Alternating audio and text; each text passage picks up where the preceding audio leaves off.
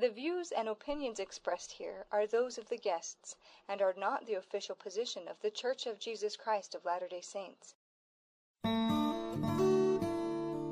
One of the most remarkable aspects of The Church of Jesus Christ of Latter-day Saints is its unique history. Throughout the world, great stories from faithful church members have only added to that history.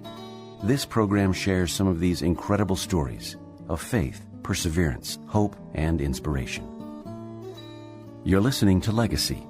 I'm your host, Nathan Wright.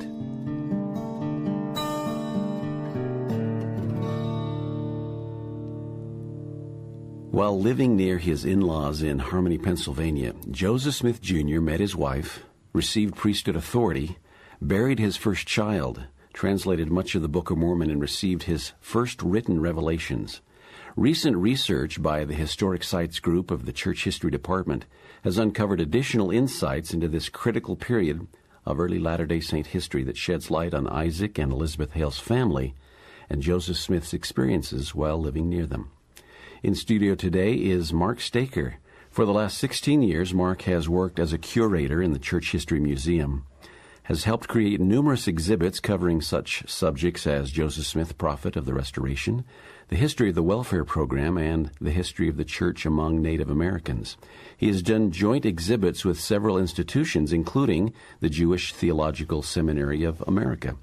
Mark served as the historian for several historic sites projects and spent over 10 years in full-time study of the history of the Latter-day Saints in Kirtland, Ohio, to assist in the restoration of the historic Kirtland Village.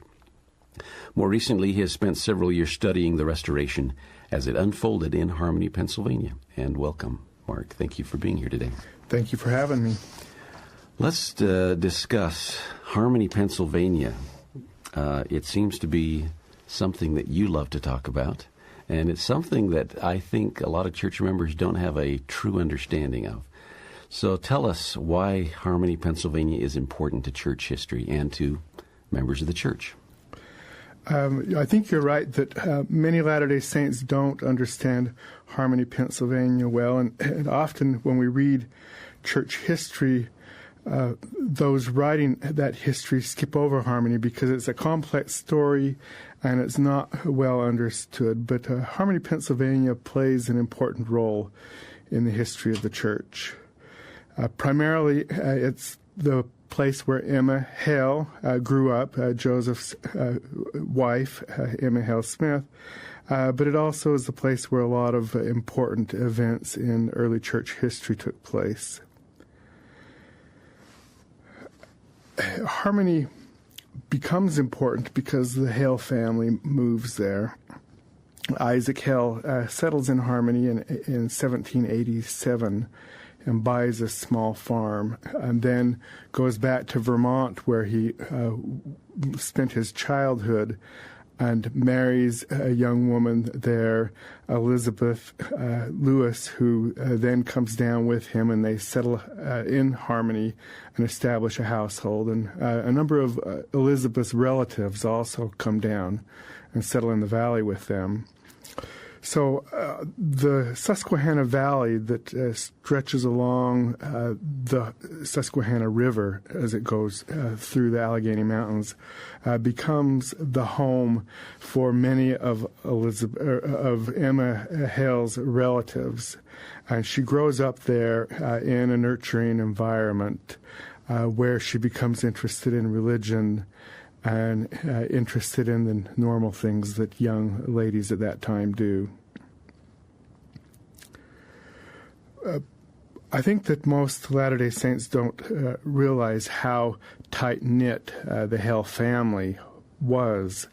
And Isaac and Elizabeth Hale raised a large family that settled around them. All of their children lived close initially in the same valley. Some of them lived right next door or just across the river. Others lived only a few miles away. And so the family was very close when Joseph Smith first arrived in the valley. Let's go back just a little bit to when they first settled there. Give us some kind of an idea of what the area looked like, perhaps, when Isaac Hale arrived.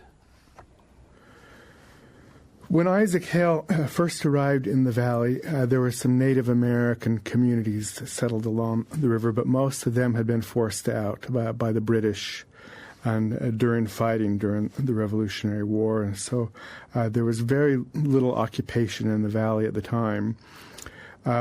Sylvia Dubois, a slave that lived in the valley at the same time as the Hale family, said that when she first arrived, that she traveled for 6 miles before she even saw anybody, that it was very sparsely settled and mostly just log cabins or rough dwellings of various kinds.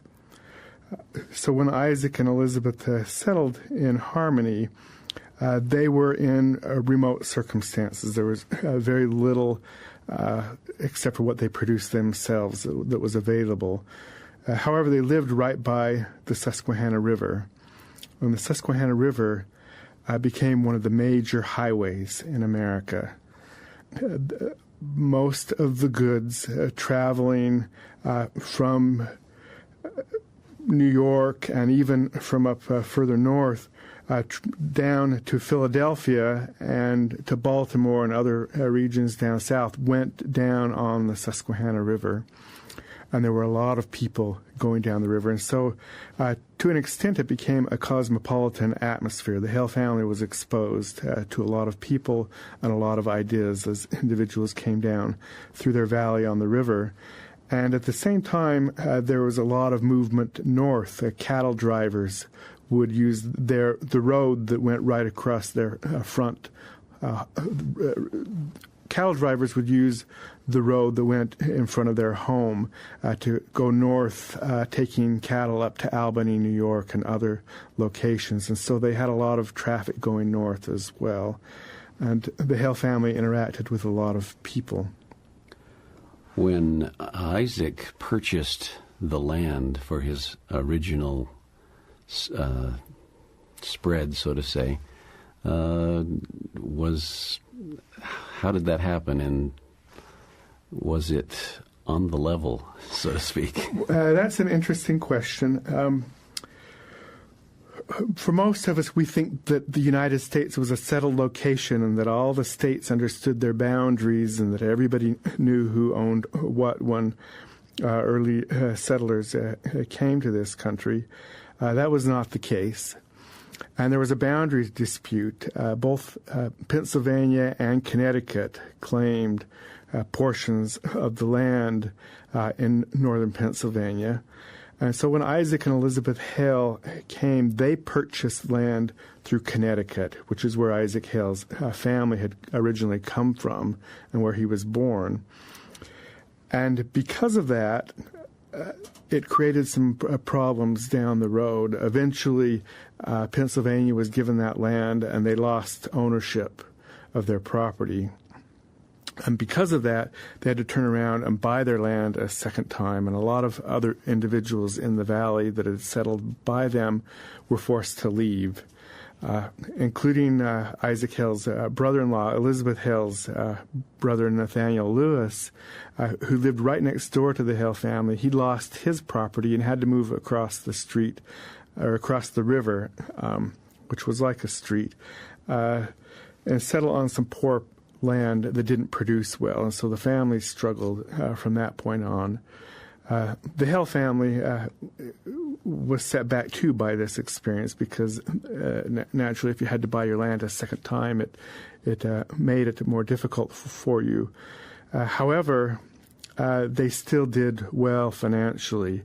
Although they lived in a log cabin initially and lived in modest circumstances, they were able to get together enough means to build quite a large home that was impressive to those who visited and was substantial for the time.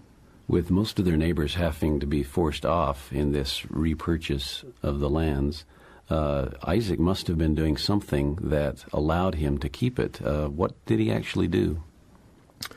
Well, he was not only a farmer like his neighbors, but he also did a lot of hunting.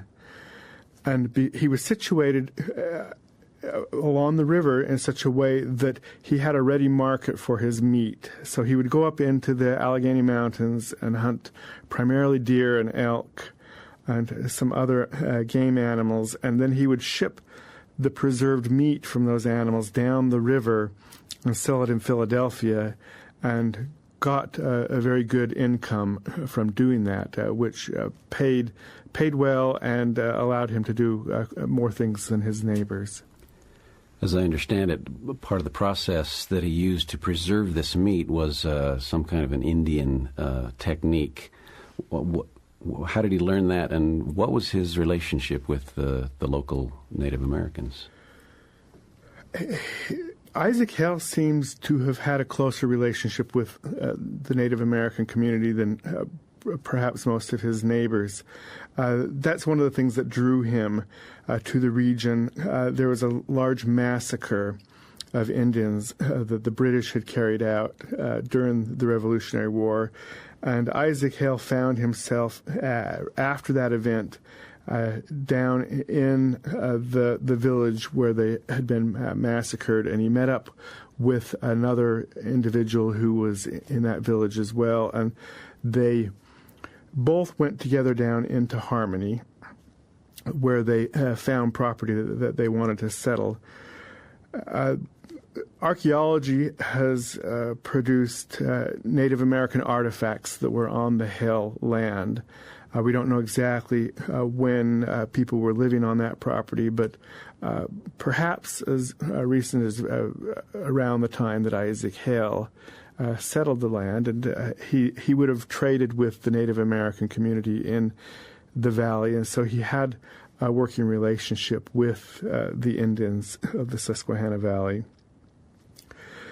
There was a method of building large troughs where they would take bark and build almost like canoes that Isaac, as he killed his game, the wild game, he would cut the meat up during the wintertime or late fall or early winter when the animals were still when the animals still had a lot of meat on them.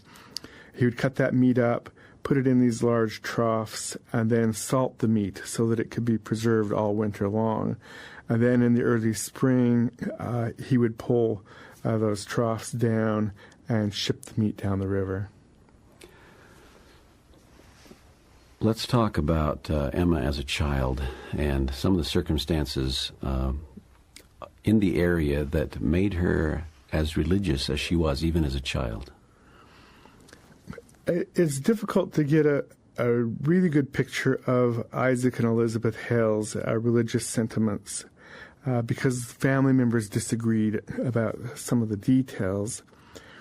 But Elizabeth Lewis's family became some of the first Methodists in Vermont when Methodism moved into the region in the late 1700s, or the middle 1700s, and she, however, did not join the Methodist Church when her family did. She remained aloof from religious involvement, and Isaac Hale appears also to have been fairly skeptical about religion.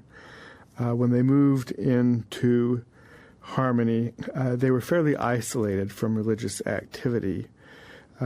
Isaac Hale's good friend that had moved down in the valley with him, Daniel Buck, became a Presbyterian minister in the region, and that was the only religious congregation there was.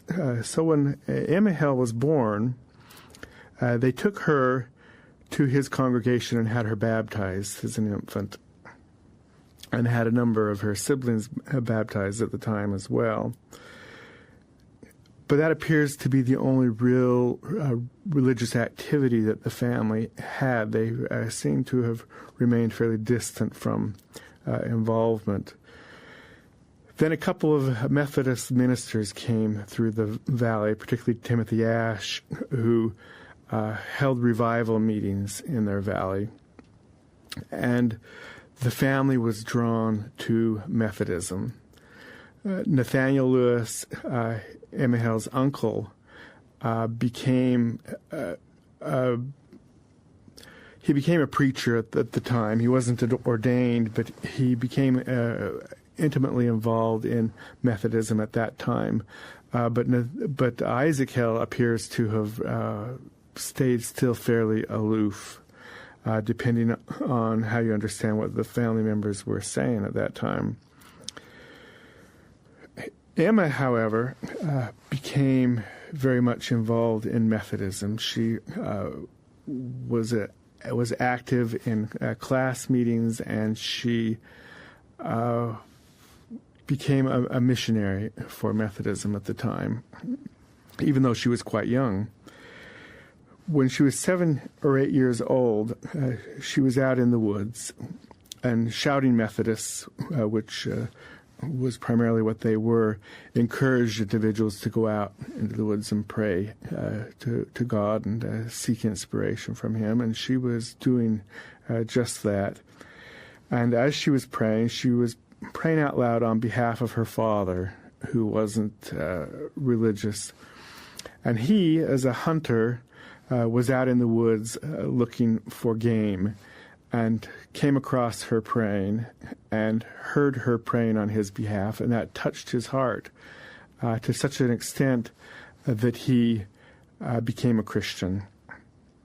And he became active in the Methodist congregation as well. And so the family, by and large, became Methodist, in part due to Emma's own religious interests.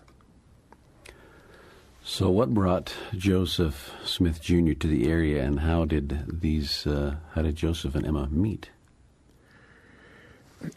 Joseph Smith and Joseph Smith Jr. and his father, Joseph Smith Sr., were invited to come down to Harmony to help look for a Spanish silver mine. Now, at this time, they were trying to make a payment on their house and property, and were struggling to try to make ends meet. And they were offered good money to go down and help find this silver mine. It's not really clear who was all involved in this, but Josiah Stoll played a significant role. He apparently had a map of some kind that led them to believe that the Spanish had abandoned a silver mine in the area. Now, further down the Susquehanna River, where the river enters Pennsylvania a second time, in exactly the same location where Harmony is, there is a spot called Spanish Hill. And it was called Spanish Hill from the early 1700s. The tradition was that the Spaniards had settled there and interacted with Native Americans, and there may have been some thought of them having been involved in mining there as well. And archaeology has indicated that, archaeologists have uncovered a number of items, including a silver cross and other things that left by early French or Spanish settlers that suggest that perhaps they had been involved there somewhat. But if they were looking for that location, they were looking in the wrong spot, because they were looking in Harmony instead of by Spanish Hill. But Josiah Stoll had a map of some kind and was working with other individuals, including Oliver Harper, whose father, Judge George Harper, had been digging for Native American gold and other items up north in Broome County, New York. And the Hale family was involved in this in some way, although the digging took place on their neighbor's property. Joseph McCune was apparently heavily involved in this effort as well. And Isaac Hale provided a place for these workers to sleep and to live while they worked there. The Hale family had a good-sized home, but they also had a log cabin on their property that was still standing at the time where they had initially settled, and that property, that log cabin was also available for people to stay in, and that might be where the family had let these workers stay. Joseph was in the area for only a short period of time until, according to his own recollection, he had convinced Josiah Stowell to give up the effort, that it just wasn't worthwhile for him to continue to look for the Spanish silver mine, and that they weren't going to find it. But while he was just there briefly, he was immediately struck by Emma. And he told his mother that he was going to marry her. At that time, some people asked permission for marriage, and Joseph appears to have been part of that conservative, more respectful element of their society, because he went home and specifically asked his parents for permission to marry Emma before he courted her in earnest. And then he returned back down to Harmony and asked for her hand in marriage. Isaac Hill rejected him.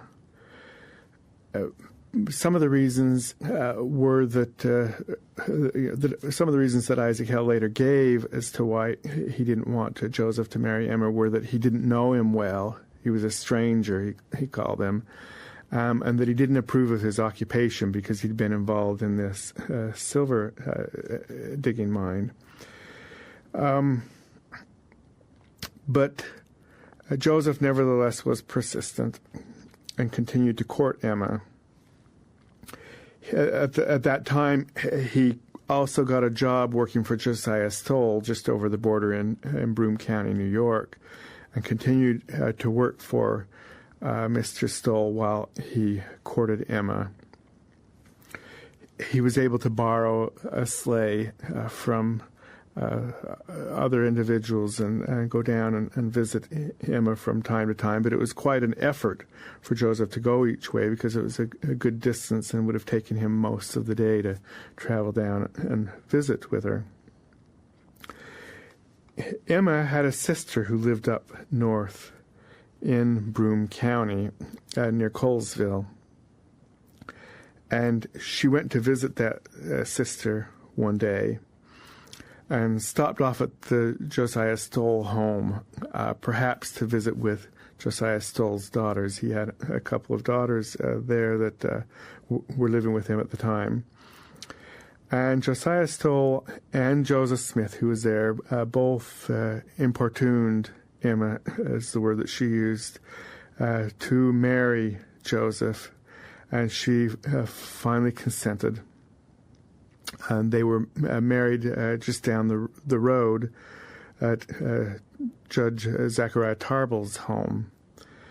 And after the marriage, Josiah Stowell helped them go up to Joseph's parents' home where they settled. So Emma didn't return to her family, and they eloped.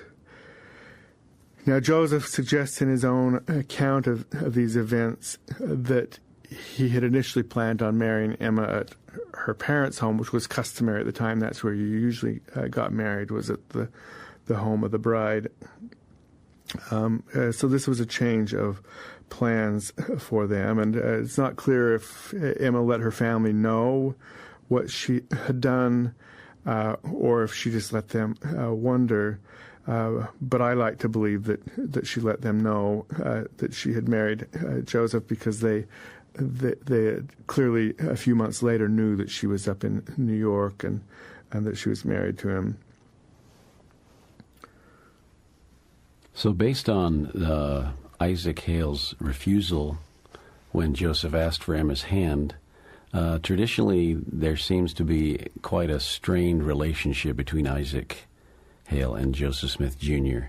Once the marriage had taken place, they eloped and went away. Was this something that continued through the marriage of Joseph and Emma? You know, it's hard to really judge Joseph's relationship with his in-laws. He seems to have felt that they had a good relationship. And there are some later letters by one of Joseph's brothers-in-law that suggests that they thought highly of him and had a good relationship as well.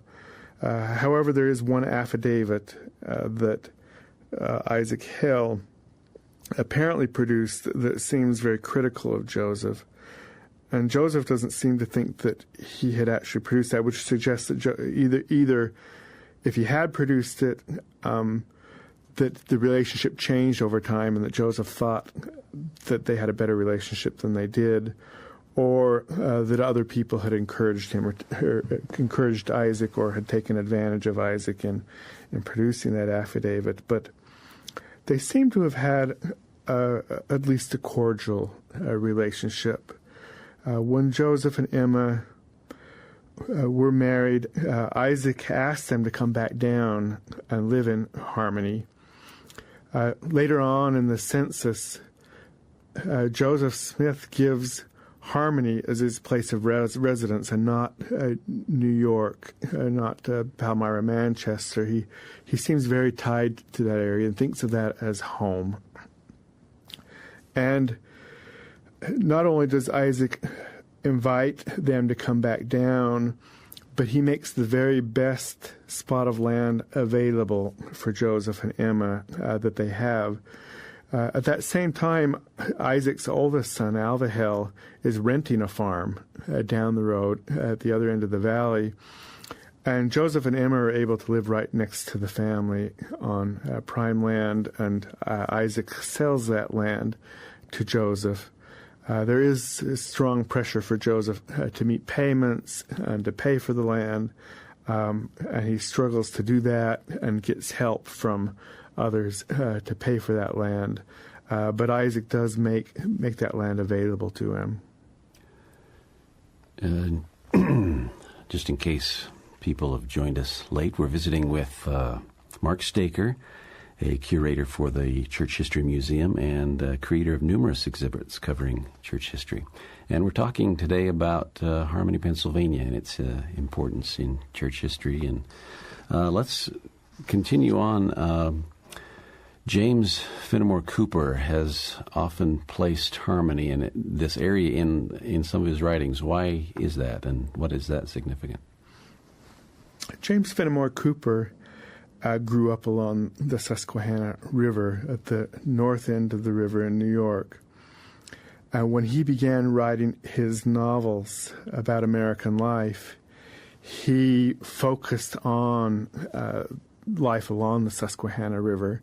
And so much of what he writes about really captures the Hale family. He doesn't write about them directly. He creates fictional characters. But I like reading his material because it provides insights into daily life and into the thought process and the experiences that the Hale family probably shared. Very interesting. He created a character that you associated with Isaac Hale. Which one was that? Natty Bumppo, which is Leatherstocking, as he writes his Leatherstocking tales, is kind of a precursor to the Mountain Man. He wears Native American elements sometimes, fringed leather, and he likes to hunt deer, be outdoors, and so in my mind, Natty Bumppo is very much an Isaac Hale kind of character. They share a lot in common, which suggests to me that Natty Bumppo is not as fictional. He's a fictional character, but he's not as fictional as we might like to believe, that he really captures an element of life along the river, including that of Isaac Hale's family. I understand the construction of the Erie Canal may have had an effect on the settlements around Harmony. Why would that have been?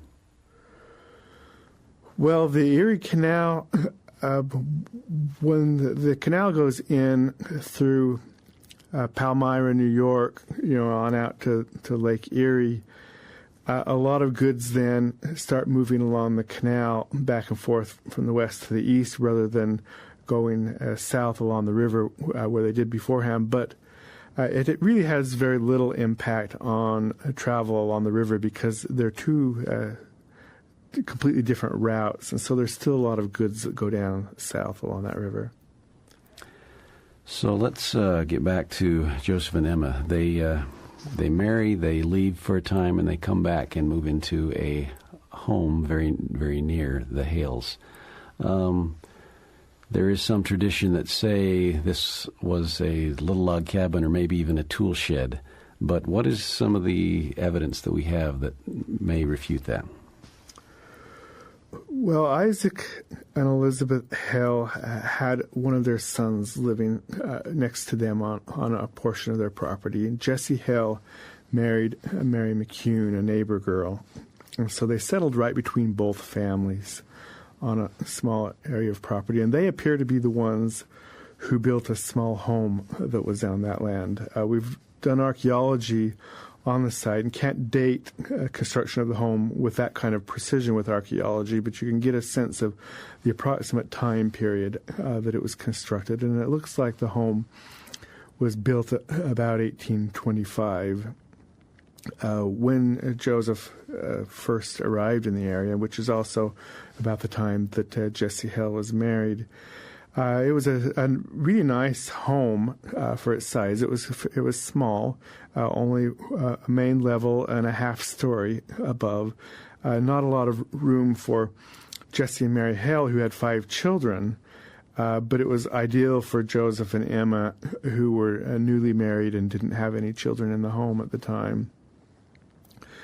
So the research that we've done on that area, looking at early photographs of Joseph and Emma's home, doing archaeology, looking at the landscape, suggests that the home was quite comfortable, particularly for being newly married and not having a lot of resources.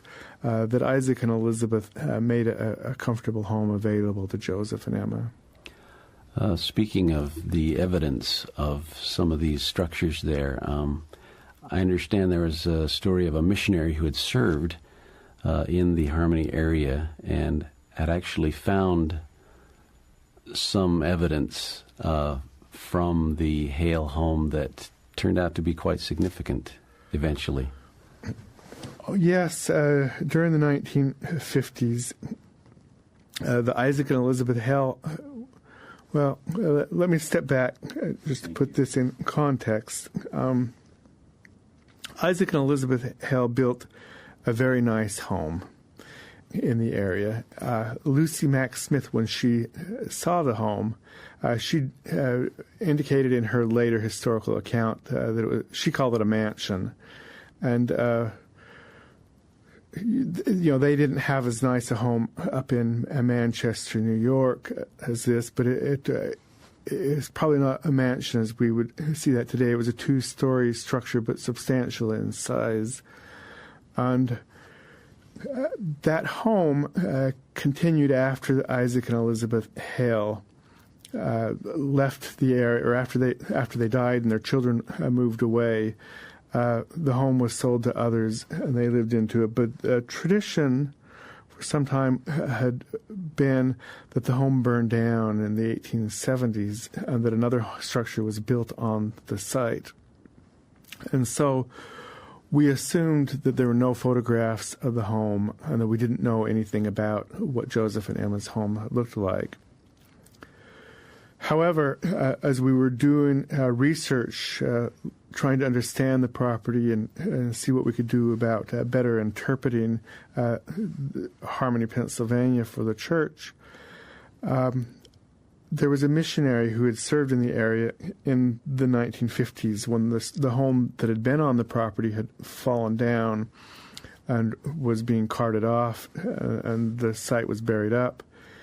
And he said, well, I removed these trunnels from the structure. And a trunnel is a big wooden nail, usually about 8 inches, 10 inches long, and maybe about 1 inch in diameter. And he had removed these trunnels from the property and said, are they significant? And as I looked at those, I thought, that is 1820s or earlier construction. That's not 1870s construction. They weren't using big wooden nails like that.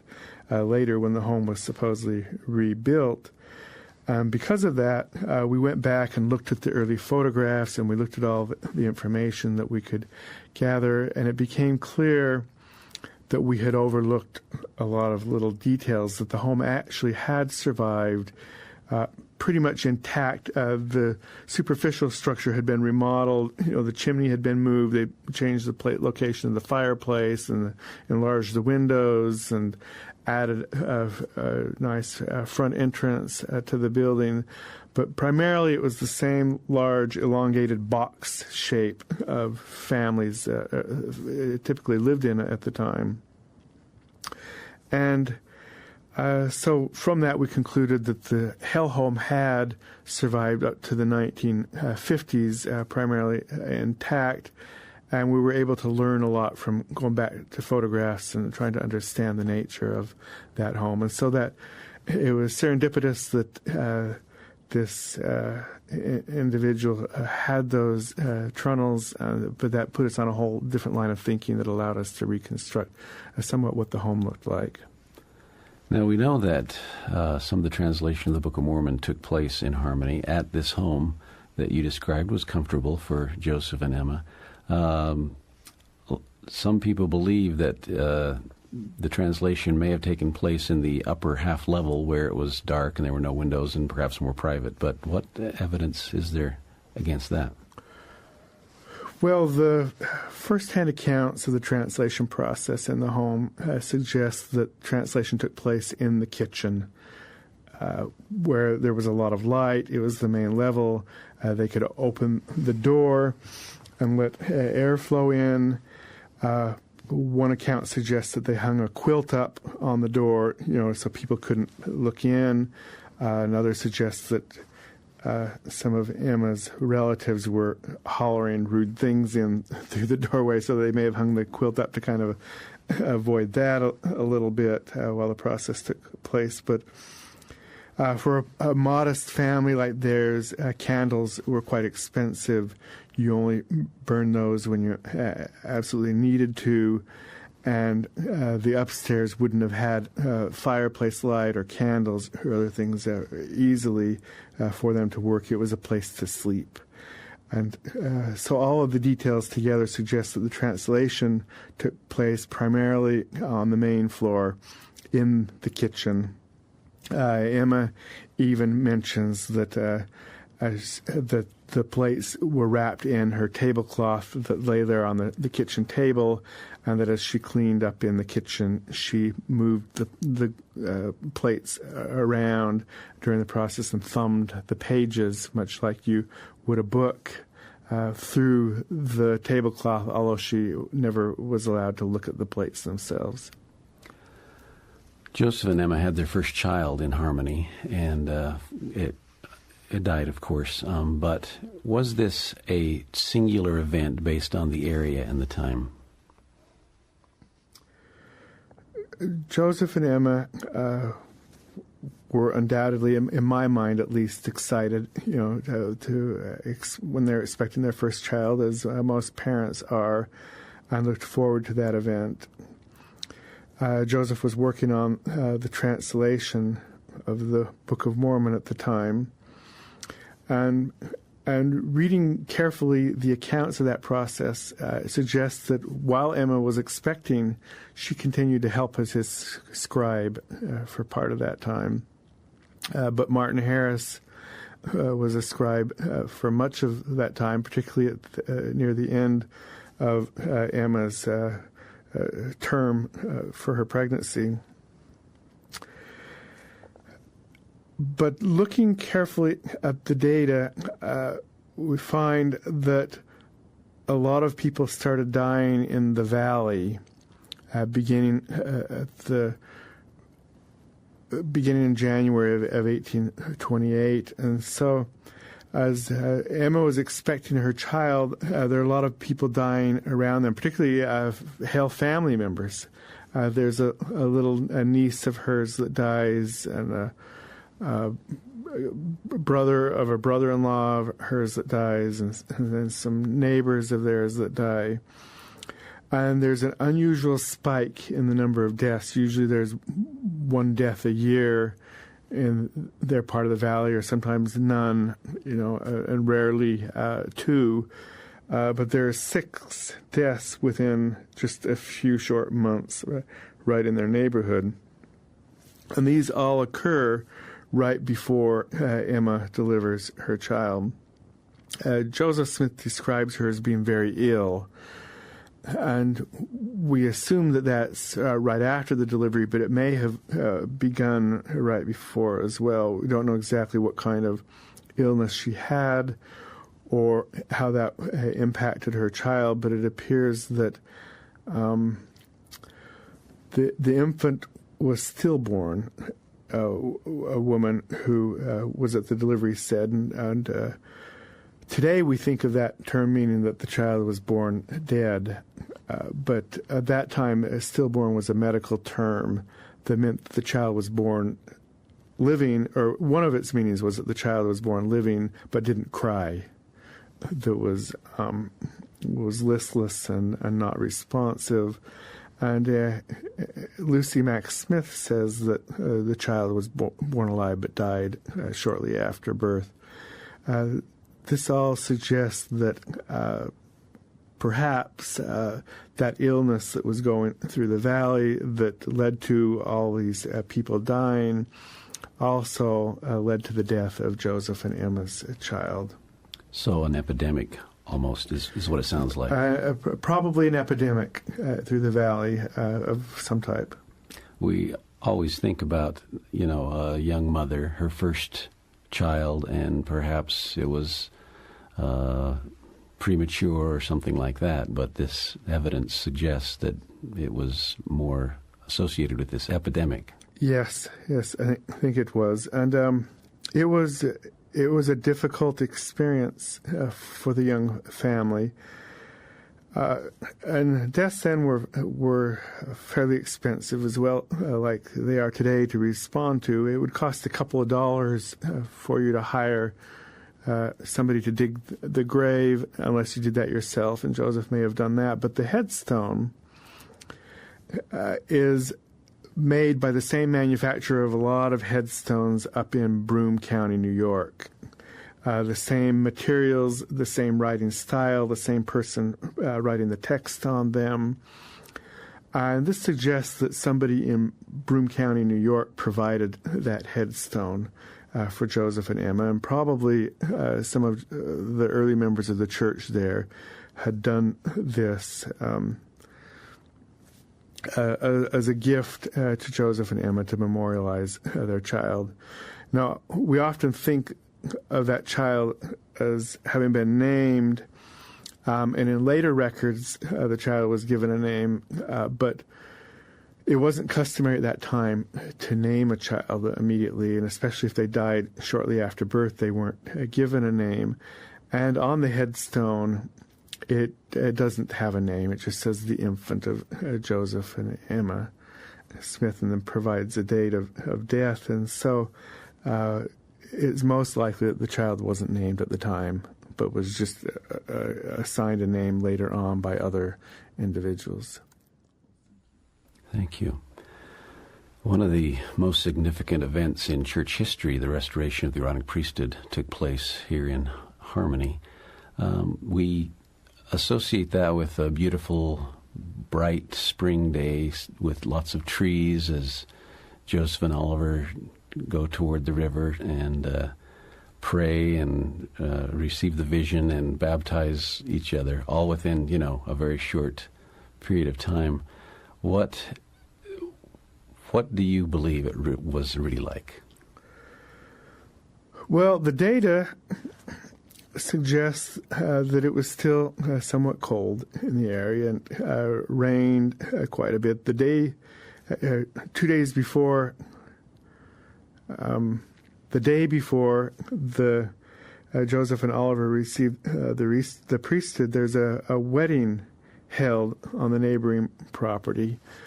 So it's the weather's tolerable that you can get out and do things. But there's the garden journals of that time where farmers kept detailed information about when they planted their crops, what the weather was like, on each day, suggests that it was still cold and rainy in May of 1829, and especially around the 15th of May. And Joseph and Oliver appear to have already determined beforehand that baptism was important and that they needed to respond to what they had read in the translation of the Book of Mormon as they were working. Both accounts suggest that they went to the woods to pray, or the bush to pray. Both accounts meaning that Joseph and Hiram independently each, as they told about these events, suggest that they went to the woods, which were on the north end of the property. Joseph had a maple grove where they could get maple sugar from, and it was likely there that they went to pray. And reading carefully the text suggests that they stood, probably because the ground was muddy, because it's only afterwards that they kneeled down, so they likely stood to pray. And as they were praying, John the Baptist came and gave them authority to baptize each other. And then he says, "Go and be baptized." And so they would have then gone down to the river to baptize each other in the Susquehanna River. But keep in mind that the Susquehanna River at that time is one of America's major highways, and records that were kept during that week of shipments being made down the river suggest that hundreds of boats would have been going down the river during midday.